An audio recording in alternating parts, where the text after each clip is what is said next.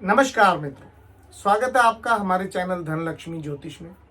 आज हम बात करेंगे क्षेत्रपाल देवता की पूजा कैसे की जाए, क्योंकि कहते हैं कि जिस क्षेत्र में हम रहते हैं, जिस एरिया में हम रहते हैं, वहां के जो लोक देवता या जो क्षेत्रपाल देवता होते हैं, उनकी पूजा, उनकी आराधना जरूर करनी चाहिए। तभी वो क्षेत्र, वो एरिया आपको फल देता है, आपको रहने की इजाजत देता है। सही मायने में यही कहा जा सकता है।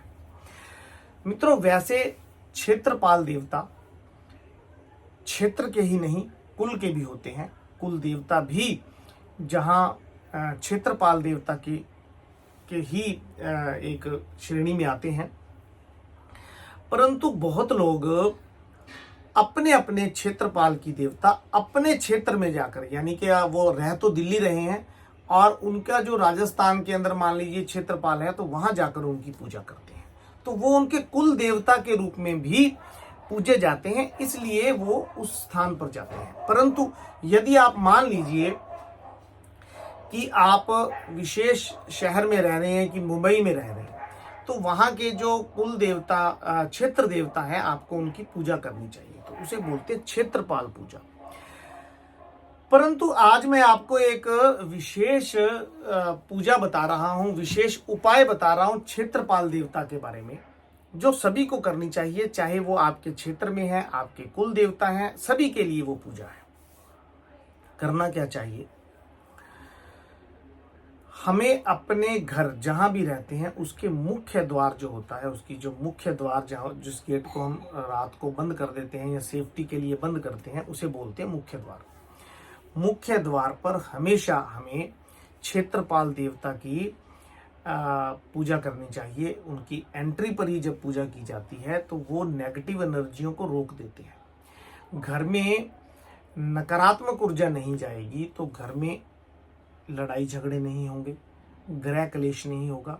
नहीं तो हमने देखा है कि एक घर में 3 लोग रहते हैं, तो तीनों को अलग अलग तरह से उनका व्यवहार होता है, आपस में उनकी बनती नहीं है, एक दूसरे की बात सुनते नहीं है, लड़ाई झगड़ा हमेशा बना रहता है। इसके साथ साथ व्यवहार के अतिरिक्त धन में भी बड़ी परेशानियां आती हैं, पैसा रुक नहीं पाता, पितृदोष भी बढ़ जाता है। देवता, जो अन्य देवी देवताओं की हम पूजा करते हैं, कोई अपने इष्ट की पूजा करता है, कोई कुल देवी की पूजा करता है, तो उसका भी फल नहीं मिल पाता।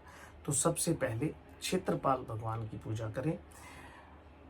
यदि हम विधि विधान से नहीं करना जानते, तो मैं जो सिंपल तरीका बता रहा हूं, उससे ही आप कर लें।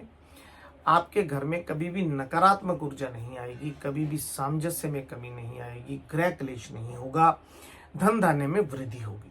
तो करना क्या है? बिल्कुल आसान सा तरीका है। करें तो हर रोज बहुत अच्छा, नहीं तो बुधवार और रविवार को तो जरूर करें। एक आपको दिया जलाना है, चाहे मिट्टी का दिया ले लें या तांबे का ले लें, कॉपर का। उसमें आपको तिल का तेल डालना है और जो लंबी बत्ती होती है, लिटाकर जो बत्ती रखी जाती है, वो बत्ती उसमें लगानी है। खड़ी बत्ती जो होती है बिल्कुल सीधी, वो नहीं लगानी, रुई की ही बत्ती लगानी है। और एक तांबे का छोटा सा एक पात्र ले लें, कटोरी ले लें या कोई आप प्लेट ले लें, छोटी लेकर के रख लें परमानेंट।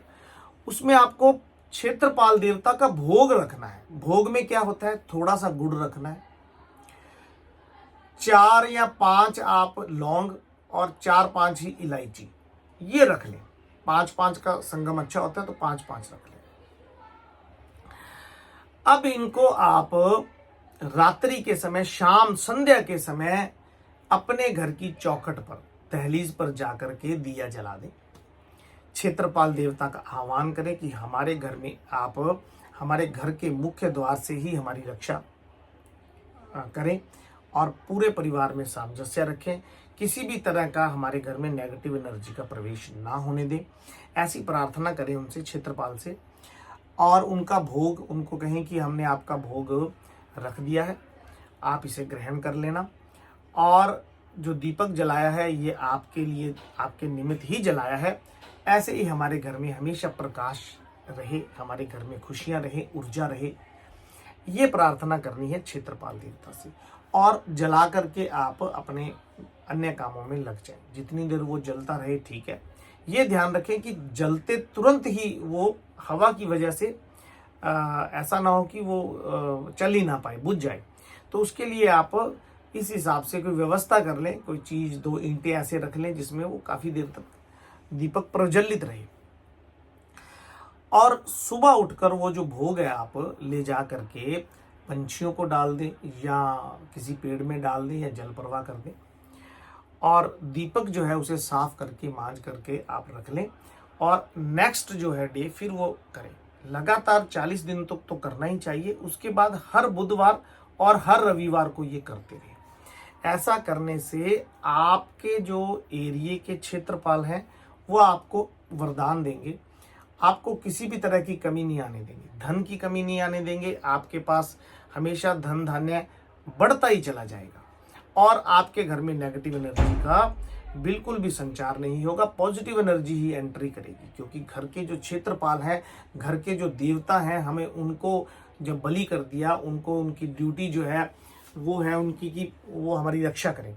तो उनको जो हम प्रार्थना करते हैं तो वो रक्षा भी करते हैं हमारी। मैंने देखा है बहुत घरों में पुराने जमाने से ही ये विधि करते आए। मेरे दादा परदादा के समय से ही हम ये क्षेत्रपाल का दिया जलाते आए हैं, और परंपरा अभी तक तो मित्रों देखिए चल रही है, हम भी चला रहे हैं। आने वाले समय में बच्चों को भी हम ये परंपरा सिखाएं, ताकि ऐसे ही हमारी जो है रक्षा होती रहे, हमारे घर में पॉजिटिव एनर्जी का संचार होता रहे, और क्षेत्रपाल हमारी रक्षा करते रहे। तो अवश्य ही स्वयं भी करें, औरों को भी बताएं, अपने बच्चों को, आने वाली नई पीढ़ी को भी ये सिखा के जाएं कि क्षेत्रपाल की पूजा करना कितना आवश्यक होता है। धन्यवाद। जय माता दी।